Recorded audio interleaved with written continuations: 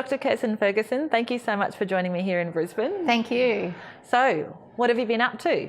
2018's been a pretty busy year. I mean, every year is really busy. I've got a whole range of different boards that I sit on and charities that I'm involved with.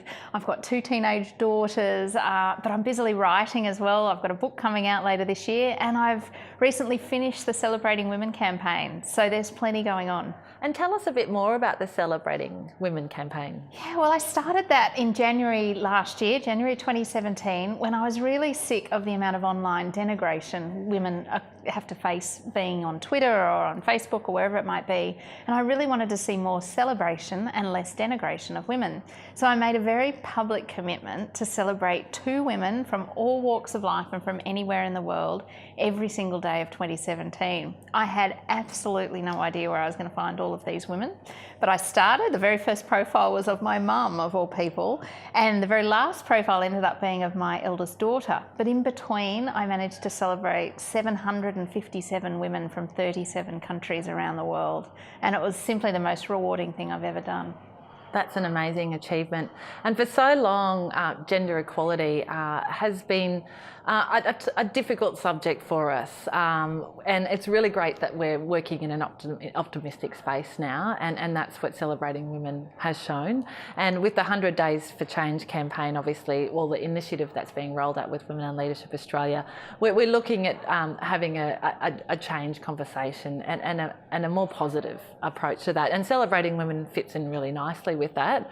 What would be your suggestion for women to support other women? Yeah, I think what's really important is that we can all do our own ways to amplify women's achievements and to help celebrate them without needing to start a social media campaign, for example. And so some really practical things that I do is I love using social media, so I love using Twitter and LinkedIn and Facebook and Instagram, and I'll find opportunities to like other women's achievements or to share them or to comment and say congratulations. All of that creates an atmosphere of us all looking for and celebrating other women. But I think amplifying women can happen in the workplace, whether you're recommending women for jobs or for board roles or for speaking engagements. And what Celebrating Women has really taught me is that old saying of if you should be so successful as to achieve your own goals, you should drop the ladder down to help other women who come behind you. I say forget the ladder. The ladder was only ever designed for one person at a time. And in fact, you hold on for grim life and no one can get past. What Celebrating Women taught me is that we can throw down a fishing net and bring up many, many women with us together. And I think this was a part of the way that I could hold the sides of the fishing net along with many other women, and that we can all do that every day. It's a fantastic analogy. We love it, and we hope everyone uses that more. So we still have a long way to go. The gender equality conversation is focused mainly at the moment on what hasn't happened and what isn't happening. Why do you think it's important to celebrate success? Yeah, well, I think you've hit the nail on the head. A lot of the discussion today, for good reason, has been on what hasn't been achieved and the deficits in gender equality. And it's pretty easy to look around and see the poor state of women as CEOs and women on boards. And, there's a whole range of lenses we could look at gender equality through where we need to continue to work. But I do think we also need to recognise that there are women around us every single day who are role models to others. And we need to celebrate them and help women to feel that they've done something worthy. I think most do in the right environment, and what I found in Celebrating Women was creating a safe environment where it was okay to say, hey, I'm proud of what I've achieved. Saw women coming and celebrating each other in very large numbers. And so I think we need to continue to look at both sides of the coin. We need to continue to drive for change because we've got an awfully long way to go, but we shouldn't forget that we're already doing some incredible things around us.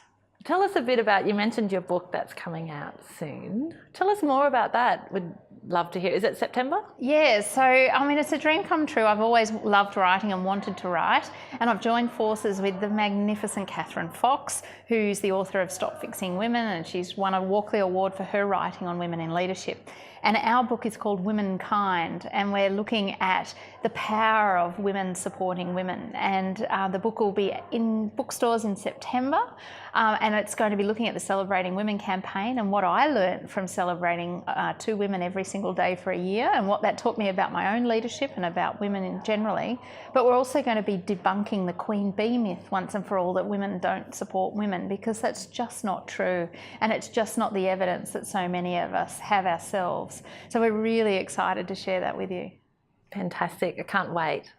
And lastly but not least, you've won the Queensland Award for Excellence in Women's Leadership, and that was given to you by Women in Leadership Australia. Congratulations. Oh, thank you. It is such a humbling honour, and when I heard that I'd won the award, I can't tell you how overwhelming it was, and to think that some of the contribution to why that's come was from a small idea I had to celebrate my mum effectively, which is what started Celebrating Women. What it shows me is that we can all make an enormous difference just from that one small action, and you have no idea where it might lead.